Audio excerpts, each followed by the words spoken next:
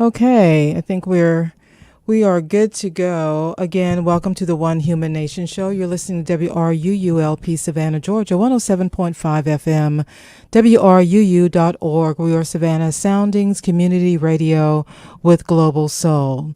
And for some reason, I can't find my intro promo, so I'm just going to let you know what the One Human Nation show is all about. It's where we can have conversations about race and racism in this country in a safe, honest, open, and productive environment, which is sometimes difficult to do with all of the distractions that we deal with in some of the conversations that go back and forth with the impact of social media. So as we get started for today's show, remember that the viewpoints expressed in the following program are not necessarily those of WRUU, its license holder, or its staff. So let me just grab my little notes for today.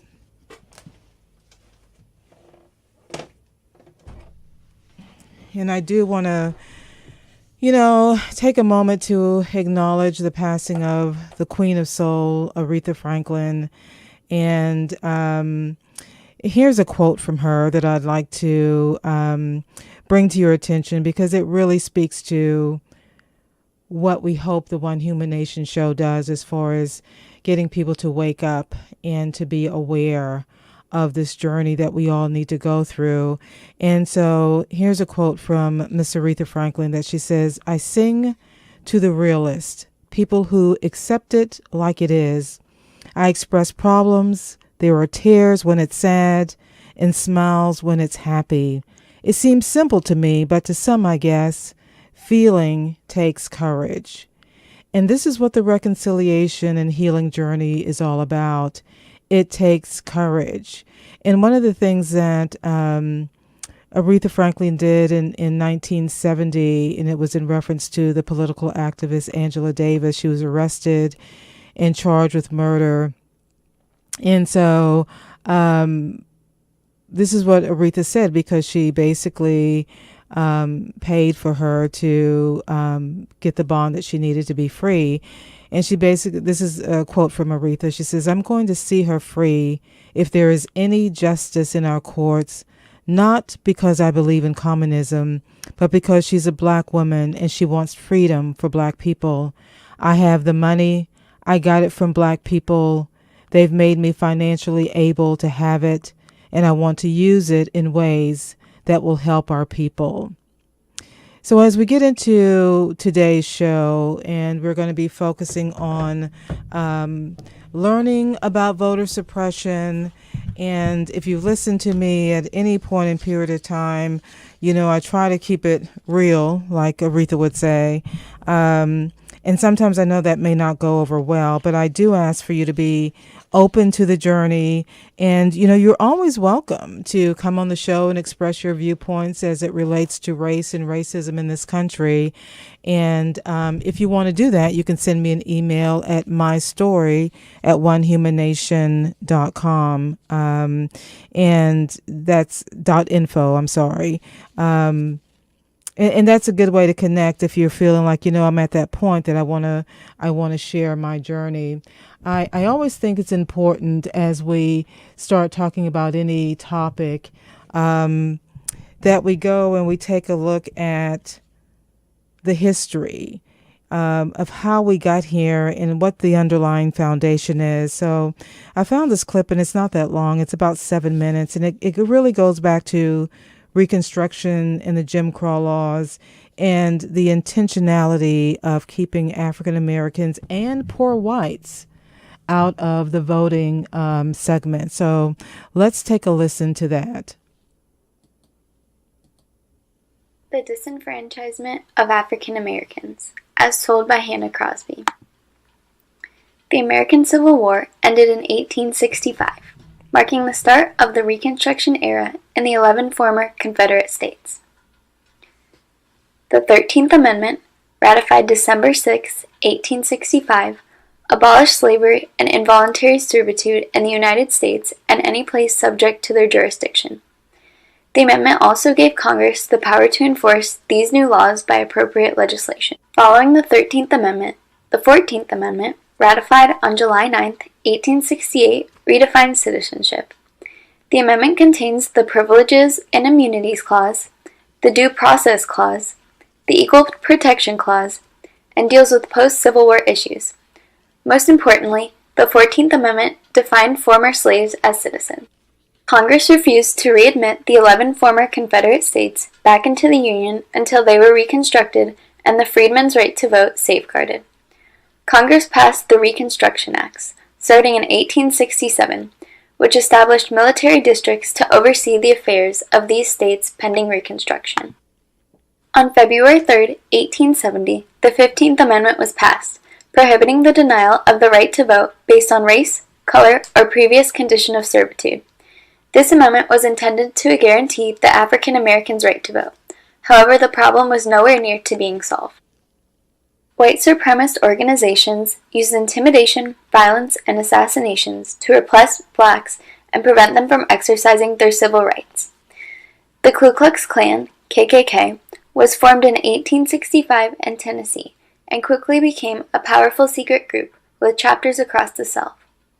Their violence included vandalism and destruction of property, physical attacks and assassinations, and lynchings. Under the Force Acts of 1870, the KKK was suppressed by federal prosecution. Following continuing violence around elections used to suppress black voting, the Southern states passed legislation to create barriers to voter registrations by blacks and poor whites, starting with the Georgia poll tax in 1877. The average poll tax was between $1 and $2, which was a lot of money at the time, especially for the poor. This poll tax was not outlawed until January 23, 1964, when the 24th Amendment was passed, prohibiting the revocation of rights due to the non-payment of a poll tax or any other tax. The former Confederate states also used literacy tests as an excuse to avoid the voting of African Americans. The literacy test was subjectively applied by white administrators and effectively disenfranchised most blacks and many poor whites. Other states quickly adopted new constitutions and what they called the Mississippi Plan because Mississippi was the first state to use these literacy tests. In addition, application for registration had to be in the applicant's handwriting and had to be written in the presence of the registrar. Thus, someone who could not write could not vote. States also used grandfather clauses to enable illiterate whites who could not pass a literacy test to vote. It allowed a man to vote if his grandfather or father had voted prior to January 1, 1867. At that time, most African Americans had been slaves. By 1900, the majority of blacks were illiterate, but even many of the best educated of these men continued to fail the literacy tests administered by white registrars. The Democratic legislatures also passed Jim Crow laws to assert white supremacy. The landmark court decision Plessy v. Ferguson in 1869 held that separate but equal facilities were constitutional. Jim Crow laws mandated the segregation of public schools, public places, public transportation, the segregation of restrooms, restaurants, and drinking fountains for whites and blacks. The U.S. military was also segregated, as were federal workplaces, initiated in 1913 under President Woodrow Wilson, the first Southern president elected since 1856. By requiring candidates to submit photos, his administration practiced racial discrimination in hiring. These laws continued in force until 1965. By 1908, all Southern states of the former Confederacy had passed new constitutions, sometimes bypassing general elections to achieve this. Legislators created a variety of barriers, including longer residency requirements and white primary elections, in order to ensure that African Americans would have no say. These provisions created a maze that blocked most blacks and many poor whites from voting in Southern states until the passage of federal civil rights legislation in the mid-1960s. Voter registration and turnout dropped sharply across the South, as most blacks and many poor whites were excluded from the political system. Disfranchisement of black Americans in the South was covered by national newspapers and magazines, as new laws and constitutions were created, and many Northerners were outraged and alarmed. In 1912, Woodrow Wilson became the first Southerner to win a presidential election since 1856. At the request of Southern cabinet members, he instituted a racial segregation in workplaces throughout the federal government and established racial discrimination in hiring and in the military. In 1948, Democratic President Harry Truman issued an executive order to end racial segregation in the military, overseeing a multi-year process of change. Passed on January 23, 1964, the 24th Amendment prohibited the revocation of voting rights due to the non-payment of a poll tax or any other tax. July 2, 1964, President Johnson signed into law the Civil Rights Act of 1964. The act prohibited segregation in public places and the unequal application of voter registration requirements. It did not explicitly ban literacy tests, which had been used to disqualify blacks and poor white voters.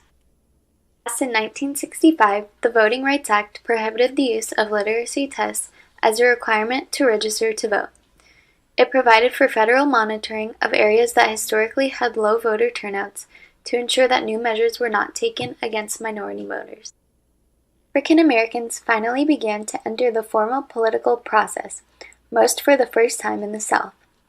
Since then, they have won numerous seats and offices at local, state, and federal levels.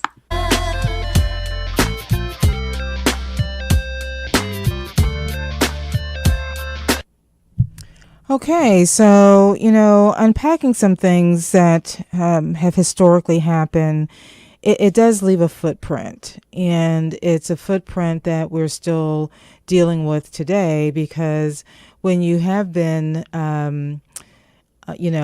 have unfair policies that are the law, it's like, how do you overcome that particular mindset? Because unfortunately, there are a lot of people that still think that, the deck is stacked against them. And when they don't see any changes in their community, and generation after generation after generation is living in poverty, it's hard to get out there and say, hey, but you need to vote because they haven't seen anything different in their world.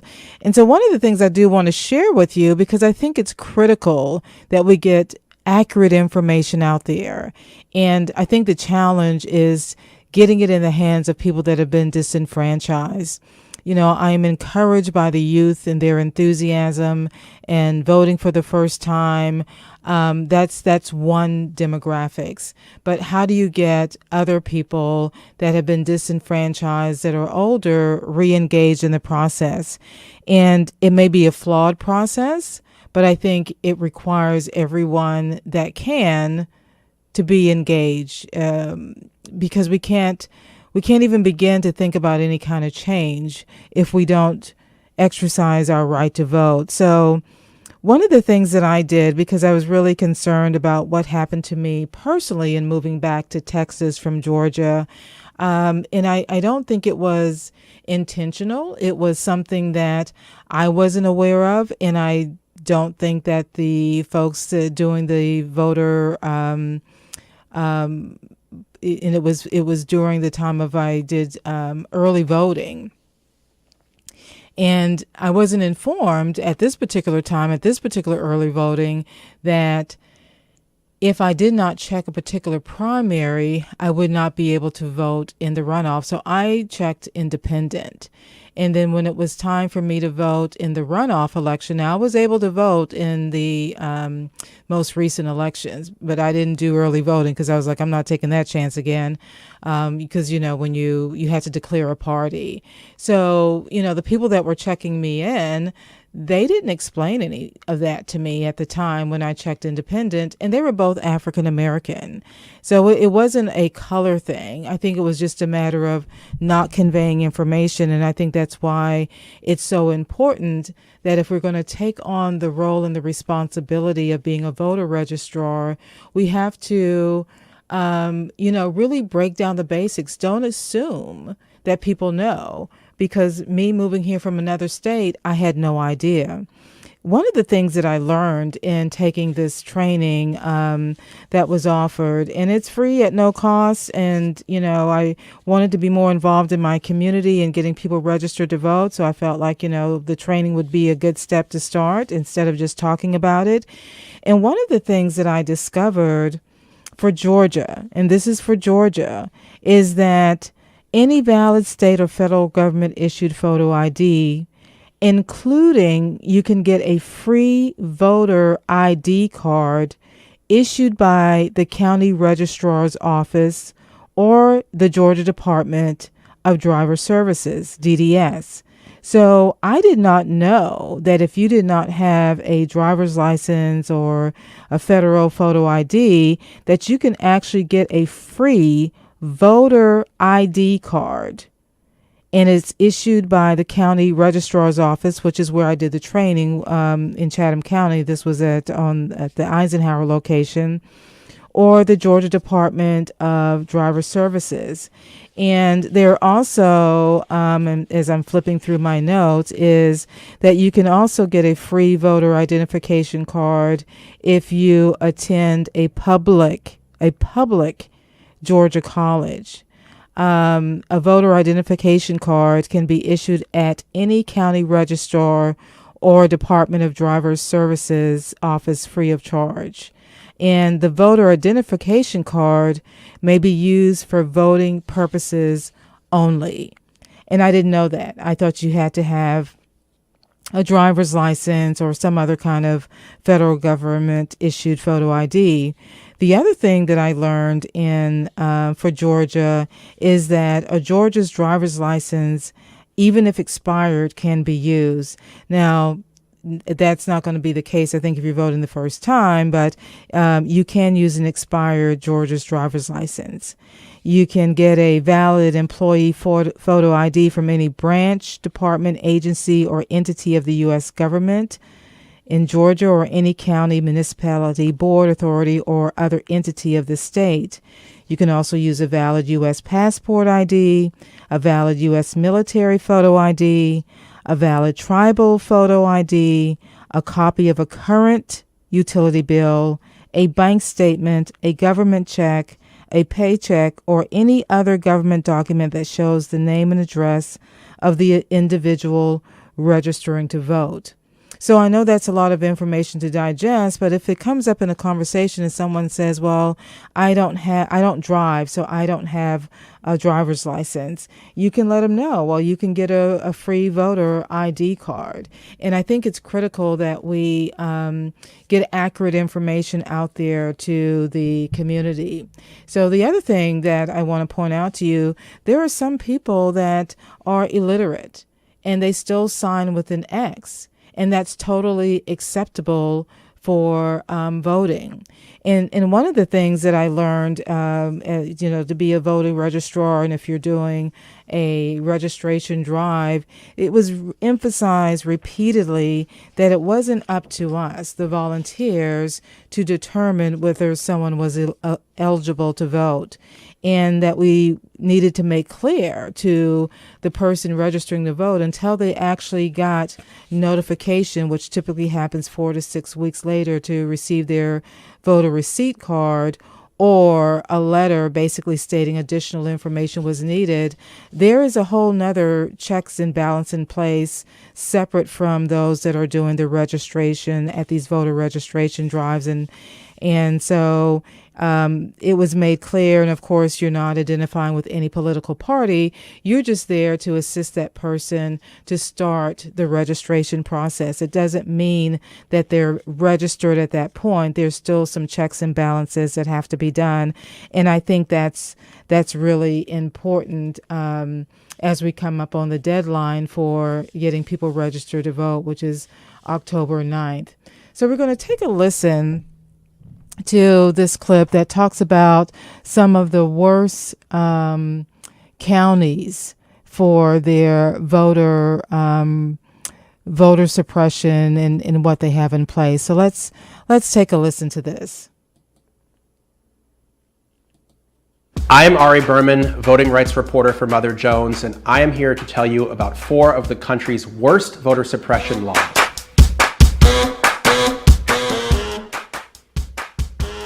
Let's start with Wisconsin. In 2011, Wisconsin passed one of the country's toughest voter ID laws, meaning that you had to have a Wisconsin driver's license or state ID to be able to vote. The federal courts found that 300,000 registered voters did not have these strict forms of ID. African Americans were 50% more likely than whites not to have this ID. College students were not allowed to use their college IDs to be able to vote. At Mother Jones, we talked to voters that couldn't cast a ballot. We talked to election officials that said this had a huge impact on the election. We cited studies from places like the University of Wisconsin that found that tens of thousands of people were turned away from the polls. Donald Trump only won the state by 22,700 votes. So Wisconsin's ID law helped tip the 2016 election to Donald Trump. Let's go to Texas. Under the voter ID law in Texas, you can vote with a gun permit, but not a student ID. Texas's voter ID law was actually blocked by the federal courts for discriminating against African American and Latino voters. Minority communities in Texas disproportionately don't have those forms of ID. But it was allowed to go into effect after the Supreme Court gutted the Voting Rights Act in June of 2013. Federal courts found that 600,000 people did not have strict forms of ID required by Texas. African Americans and Latinos in Texas were 2 to 3 times more likely as whites to not have this ID, but now it's being supported by the Trump administration and Jeff Sessions' Justice Department as it works its way through the courts. Earlier, a lower court judge called it unconstitutional, but now a federal appeals court is temporarily reinstating it, saying it is just too late to change the rules for the midterms. Now let's move to Kansas. In 2013, Kansas passed a law requiring proof of citizenship to register to vote, meaning you had to have a passport, a birth certificate, or naturalization papers to be able to register. So this one law in Kansas blocked 1 in 7 people from being able to register to vote. And again, we know that there are thousands of Americans who are eligible voters who just don't have these documents. Nearly half of the people blocked from registering were under the age of 30. So this is one of the worst voter suppression laws in the country. And the Secretary of State of Kansas, Chris Kobach, wants to export these kind of laws all across the country. But 4 states, including Kansas and Arizona, have said no, proof of citizenship, documentary proof is necessary because so many aliens are on our voter rolls. And now let's talk about the laughingstock when it comes to voting in America, the state of Florida. 6 million people can't vote in this country because of felon disenfranchisement laws, meaning even after you've served your time and paid your debt to society, you can't vote. 1.7 million disenfranchised ex-felons live in the state of Florida. This law blocks 1 in 5 African Americans from being able to vote. And it dates back to the Jim Crow era. But it's not all bad news. There's an effort to overturn Florida's felon disenfranchisement law on the ballot in the 2018 elections. I'm Ari Berman from Mother Jones, and if you want to follow all of our voting rights coverage, go to motherjones.com. Alrighty, so, and I lived in Texas, and I think one of the concerns with Texas is because of the border with Mexico and illegal aliens and immigrants coming in that, somehow would be able to vote. And so that's an ongoing discussion. What's interesting that's coming out is how there's a discussion on the ballots, the polling booths that are electronic now, that we need a paper system that we can go back and audit, because there is concern that these polling booths are not recording information accurately, or if they're not working, and then there is no backup system. I know in Georgia, the hot topic about that is there's just not enough time to do it. I don't agree with that, but, that's what's being said. There's not enough time to do it. So it'll be interesting to see how this comes up in the elections in Georgia. So it's just about time for us to take a little break. And so I do want to, make our public service announcements and station ID and some of the promotional items happening here at WRUU Community Radio Station. So let's take a listen. This is WRUU-LP, Savannah, Georgia, 107.5 FM, WRUU.org. We are Savannah Soundings. Community radio with global soul.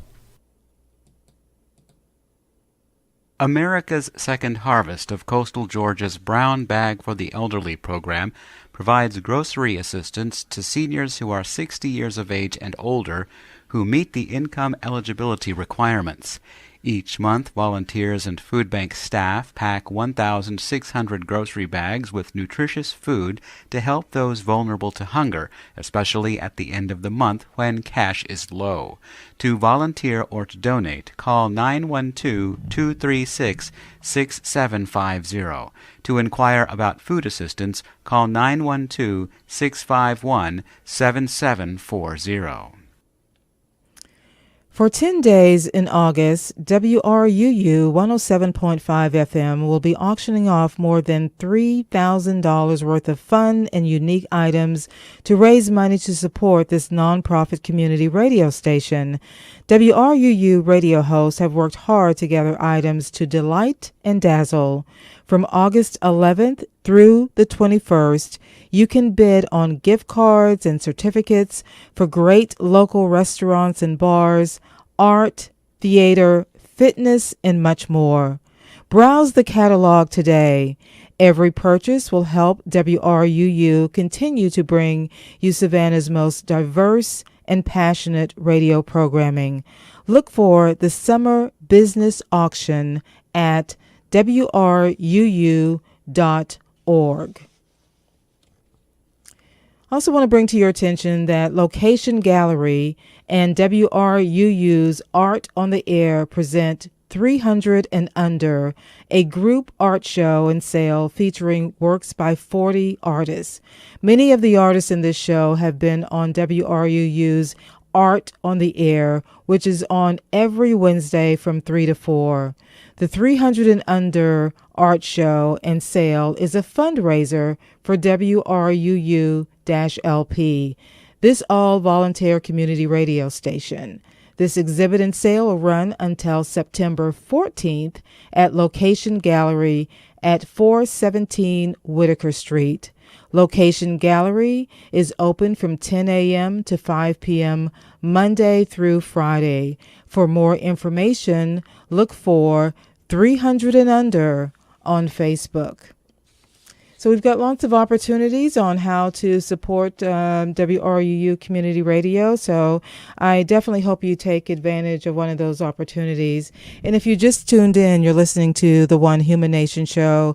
I'm your host, Sandy Batiste, and we're talking about this topic of voter suppression as we come up on elections in Georgia, in other states also. And what can we do individually, or what's separating the truth from reality, and sometimes you really have to dig deep, because a lot of what we hear and see is really, I think, to get people to be divided. And I don't look at any political party as being the savior party. I'm a little bit more I guess a little bit more, don't want to say blasé about our political process of where it is today, but I definitely think there is huge room for improvement. And I do believe we have to engage in the process no matter how flawed it is, but we have to try to get to, what's the truth. And it takes such an incredible amount of money now to be in the political arena. And that, to me, is something that has to change also. So we're going to continue to listen to what's going on with voter suppression and how that looks today. And this is from a publication, a clip from the Advancement Project that was published in August 24th, 2016. And it looks at not just voter suppression ID laws, but it's also looking at how is it threatening to block minority voters from casting votes. And it's talking about the polling lines themselves and where there is less wait times and how that's placed and what's strategic about that. And remember, when you're taking time to vote, you're taking time, typically away from work. So it does have an impact if you don't have that comfort feeling on your job that you can go and vote. So let's take a listen to this clip about voter suppression. In the rest of the news, it's not just voter suppression laws that are threatening to block minority voters from casting votes. It's the polling lines themselves. A new report from the Center for Political and Economic Studies used data from the Cooperative Congressional Election Study to figure out which races of people have the longest average wait times at the polls. The report showed, unsurprisingly, that black voters aren't just being targeted with stringent voter ID laws that focus exclusively on the type of ID that African Americans are less likely to have. They're waiting in line nearly twice as long as white voters at the polling places. But what factors are leading to such a disparity in terms of wait time at polling places? Let's ask Jennifer Farmer, Managing Communications Director for the Advancement Project. Jennifer, welcome. Thank you, Tom. It's great to have you with us.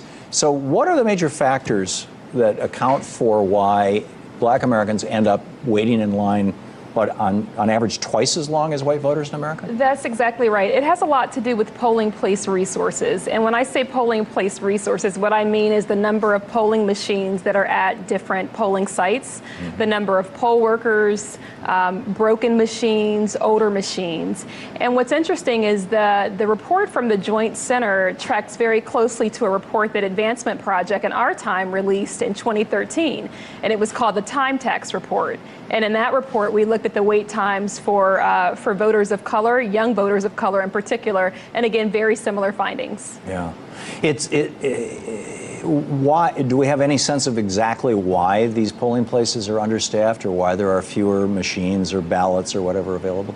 Well, I mean, again, it has a lot to do with the election officials. And what we find is that, and race obviously plays a factor. If you look at higher density areas, they don't tend to have the number of, they don't have adequate polling place resources. And so the study that the Joint Center put out, it noted that in 2012 in Miami-Dade County, which is about 85% people of color, the wait time was 73 minutes. In Citrus County in Florida, also in November 2012, which is predominantly white, the wait time was 0. So it's a matter of accurately allocating polling place resources. And there's other things that factor into it. So we've seen a number of states cut early voting. And early voting is critically important because it allows people an opportunity to cast their ballot before Election Day.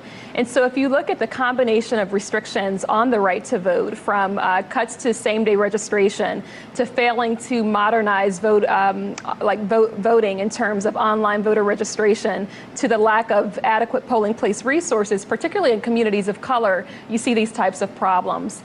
And it's worth noting that when you have long lines like this, it actually depresses turnout. Yeah. Oh, yeah, absolutely. And I think that that's the point.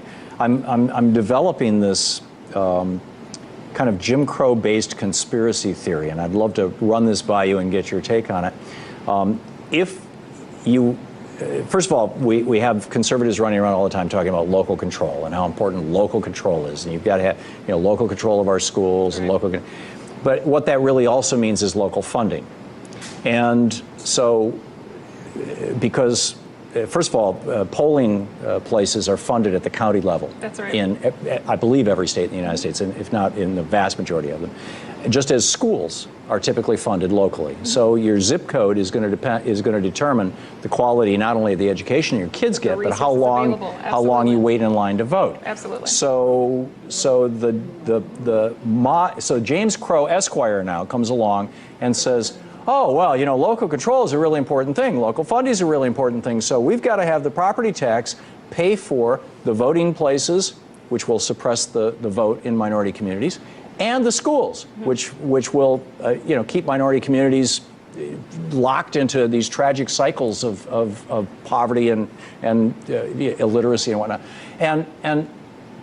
But people can't vote themselves out of it because we've got this philosophy of local control. Why not disentangle those and say local control is fine if you want the school board to decide whether or not they're going to teach evolution or something? I mean, let's have that debate, but shouldn't we fund every school in America the same? And shouldn't we fund every voting place in America the same? I mean, that's a phenomenal point, and it raises several others. So, as you know, Advancement Project has been active in North Carolina for many years. We work very closely with Reverend Barber and the North Carolina NAACP. And what we found in North Carolina is the legislature passed a series of regressive laws, and they sought to set those laws in stone by passing a monster voter suppression law, right? And, you know, obviously, Advancement Project filed suit. We recently won on appeal, so that's great news. And that really, you know, that really will change some things in the state of North Carolina. There's other places that we need to fight, obviously. But I think that the other point it brings to is in this country, we need an affirmative constitutional right to vote. And when I say a right to vote, I mean a measure that would outlaw certain policies that chip away at who can vote, how they vote, and when they vote, and actually level the playing field for voters of color. Well, it seems to me that both in the case of schools and in the case of polling places, these are clear violations of 14th Amendment equal protection provisions. This is not equal protection under the law. This is not equal treatment under the law, is it? Or am I missing something here? I mean, I think the bottom line is that in America, I mean, election officials should work to make sure that voting is accessible for all people and that it's fair, and they should address barriers that make it harder for people to vote. So 2012 was obviously a presidential election. We have another presidential election coming up, and without getting to the bottom line of these issues that create long lines, I mean, in 2012, remember that some people waited, you know, up to seven hours to vote. Desaline Victor, one woman who we work with, 102 at the time, and she waited 7 hours to vote. So there's no moral, there's no logical explanation, and there needs to be political will to change it. Well, you said, you know, people need to be working on these things. People actually are working on them. It just seems to me they're working the wrong way. Back in 1980, when he was helping run the Reagan campaign, Paul Weyrich, the founder of the modern conservative movement, the co-founder of ALEC, which has been propagating these voter suppression laws all over the country, had this to say to a group of conservatives. Now, many of our Christians have what I call the goo-goo syndrome. Good government. They want everybody to vote. I don't want everybody to vote.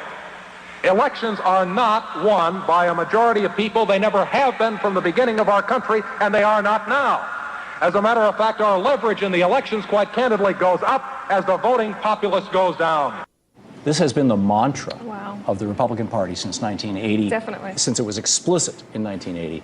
And, you know, we have about a minute left, Jennifer. What can we do about this as long as this stuff is still locked in local funding? Yeah.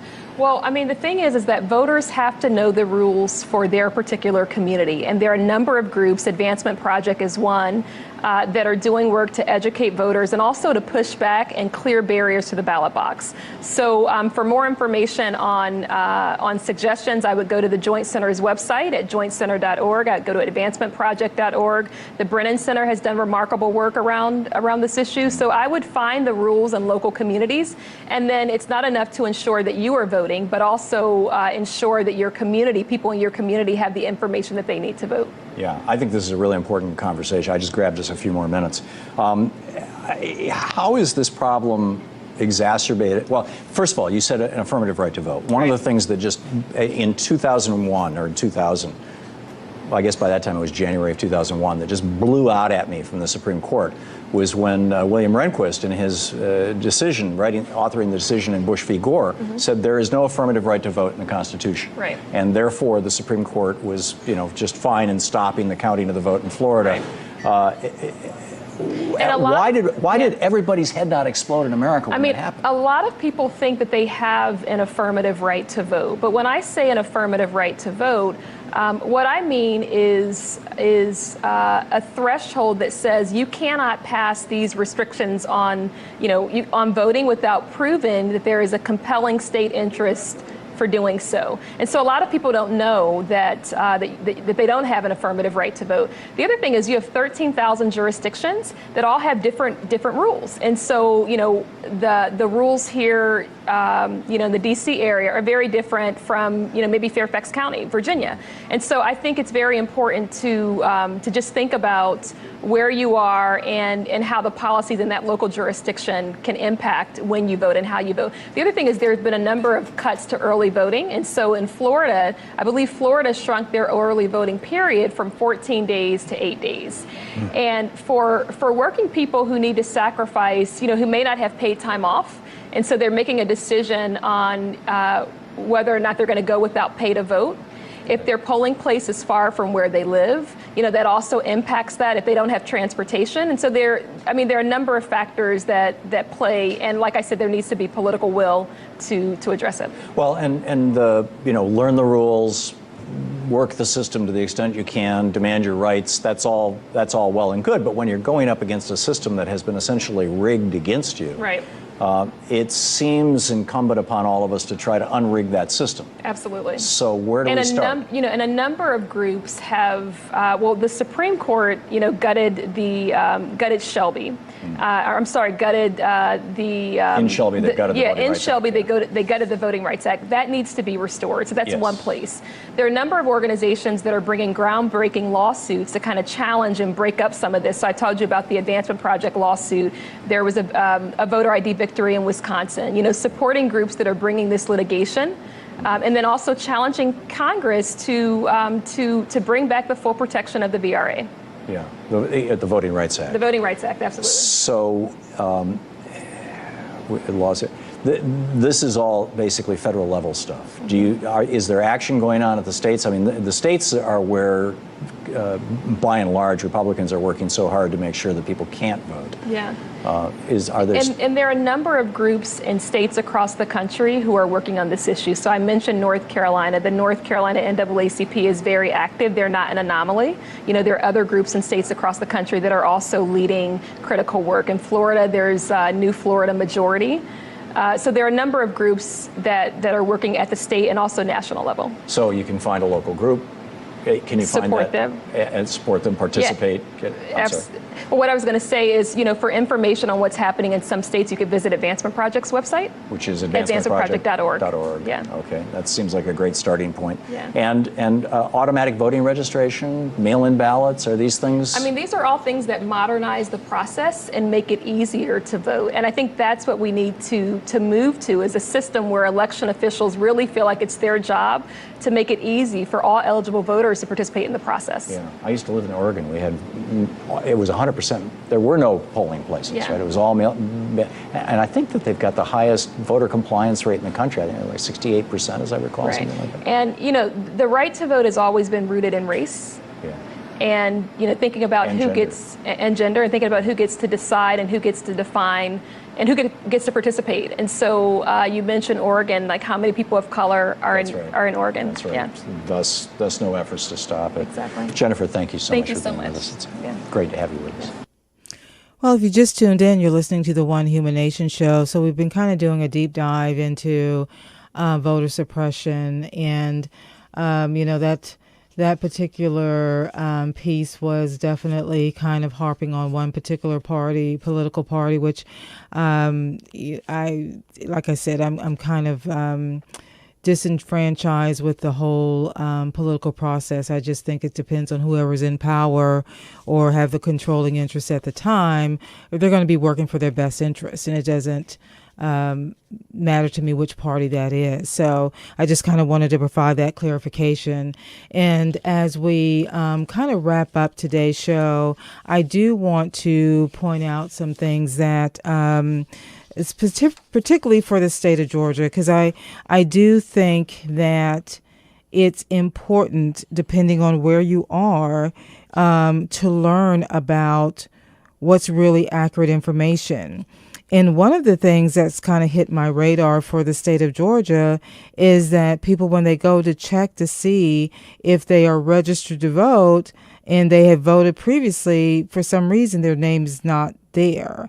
And I don't know how that happens or why that happens, but I do want to give you the website that you can check your registration to make sure that for some reason you haven't disappeared off of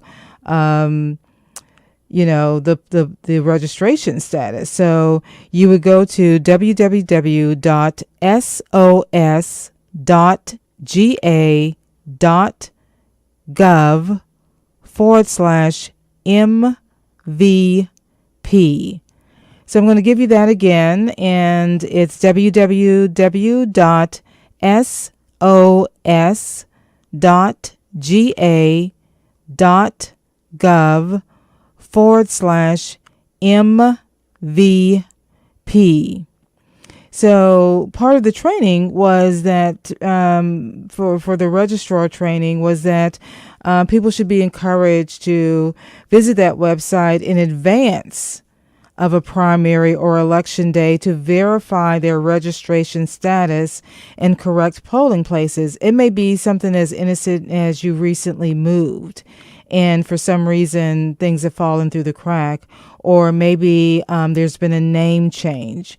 So it may not be anything intentional or malicious. It could just be, the circumstances, but it's, your responsibility to make sure that something hasn't happened, especially, we're all so busy with what we're doing day to day, and we don't think about things like, oh yeah, I just recently voted, and you have a certain period of time to get your driver's license updated, and all of those things that sometimes slip through the crack and creates a problem for us later, especially when it comes to voting. And I mentioned at the top of the show some of the requirements that I was not aware of, as far as that you can have a free voter ID card that's issued by the county registrar's office or the Georgia Department of Driver Services, DDS. And this is especially important for a lot of college students that may not have a driver's license.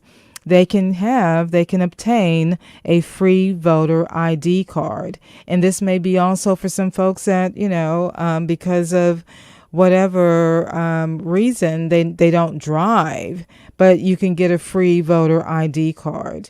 If you voted previously, you can vote with a driver's license, a Georgia driver's license, even if it's expired.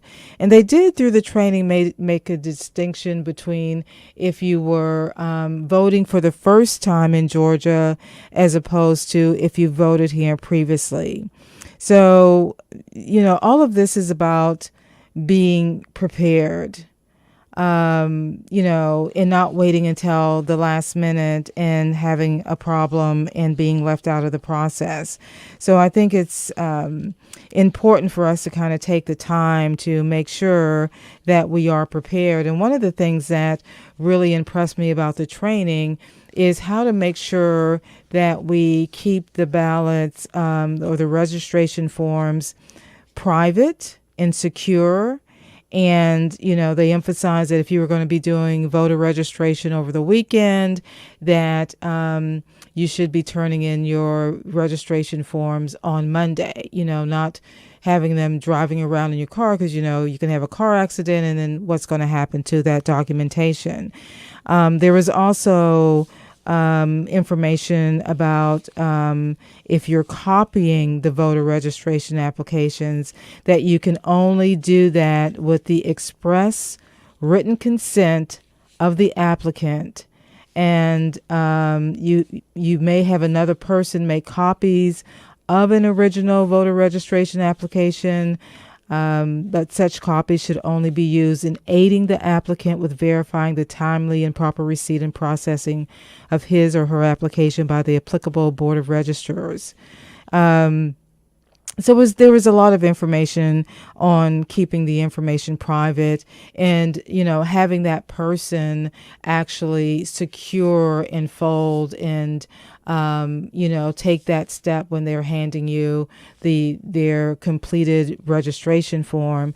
And I think the other part is really emphasizing to people that just because you've, completed this part of registering to vote, that doesn't mean that you are approved yet.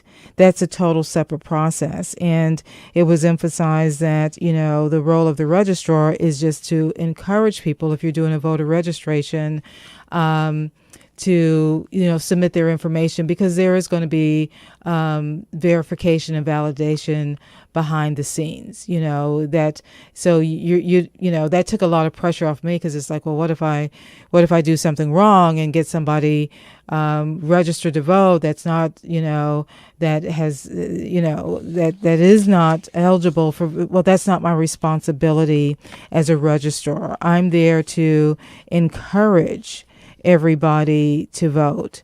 And I think it's something that we need to take very seriously in this country. I think I call it, election fatigue. And I know some of us are, tired of the commercials and the negative environment that seems to be pervasive in our country now, and the slinging of information, whether it's accurate or not. It's just kind of like, let's just put it out there and see what happens, type of deal. I just realized I want to make sure I get my signal here kept going. So I do want to, as we kind of wrap up today's show, I had another quote from Miss Aretha Franklin, Queen of Soul, who passed away today. And she states, "We all require and want respect. Man or woman, black or white, it's our basic human right." So when we think about where we've come historically, and as African Americans, especially birthed out of slavery in this country, we were not treated with respect. And I, always refer back to Dr. Joy DeGruy, who really went through this process of unpacking this with black male youths. And one of the things that they said repeatedly, and I think she interviewed like 200 black male youth, some of them incarcerated, some of them not, but their underlying theme was they felt like they were disrespected. They got into a situation that they felt like somebody was disrespecting them, and they were just not going to tolerate it. And so I think day to day we really need to be aware of how we're treating people. And I must say that in Savannah, I've been very pleased with how welcoming it is. Not to say that I have my blinders on about racism in Savannah. I think it's more that we have developed this more relationship because of coming through the Depression. When you're poor, you're poor. It doesn't matter what color you are. And if you need food, and that food is being sold by, black people because they are, and that was the case in my community.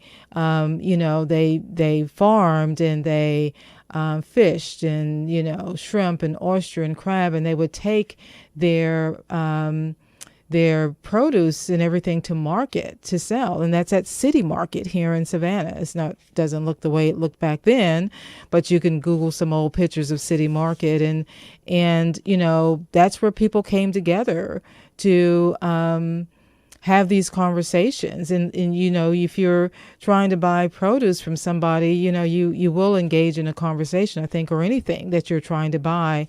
So there's a certain comfort level here in Savannah with conversations. And I had to get used to that, because in Austin, you kind of felt invisible as an African American. And I kind of brought that. So those things do get into your vein. It gets into your DNA. It impacts how you think, and it impacts your health also. And I think that's a topic for another conversation. We've talked about it before, that there's some systemic health issues with African Americans, and it is birthed out of how we're treated and how we treat ourselves as it regards to race and racism, even within our own culture. I do want to plug the show for next week, because I want to give a shout out to Raz Misher, that, he's got a show that he recorded with a good friend of his that will air next Thursday on the One Human Nation show. And I listened to the recording today, and I will tell you this, it is awesome. It is raw, it is authentic, and it's from one of his childhood friends. And realize that Therese is only 31 and he's been friends with this person for 20 years, who's also a multicultural person that lives in, I think it's North Carolina, and talking about his experiences, especially his involvement with someone with a different culture. So I think the more that we can share these stories and listen to these stories, we can be informed and not feel so isolated. And it does take some courage to talk about it. And I do want to remind you that if you do want to reach out and, start the dialogue with me about you want to get your story out, you would just send me an email at mystory@onehumannation.info. Keep in mind that I do have a podcast that you can subscribe to if you missed the show, or if you just want to go back and listen to some of the previous shows. If there's a particular topic that you want to have covered, you can send me an email at onehumannation@gmail.com. So there's several different ways you can access the recordings for the show. One is through the website, wruu.org. The other is through the podcast. And I also have a YouTube channel. It's also on iTunes. If you search for One Human Nation, then the podcast will come up on iTunes also. So we're getting ready to tune out and get ready for Troy Stoner to come in with Sound Limit. And I think he's here to do a live show. He may have somebody subbing for him. But thanks for listening to the One Human Nation show. And hopefully you will tune in to the next show on Thursday as we continue having these conversations about race and racism in our country. Thanks for listening and have a fabulous week.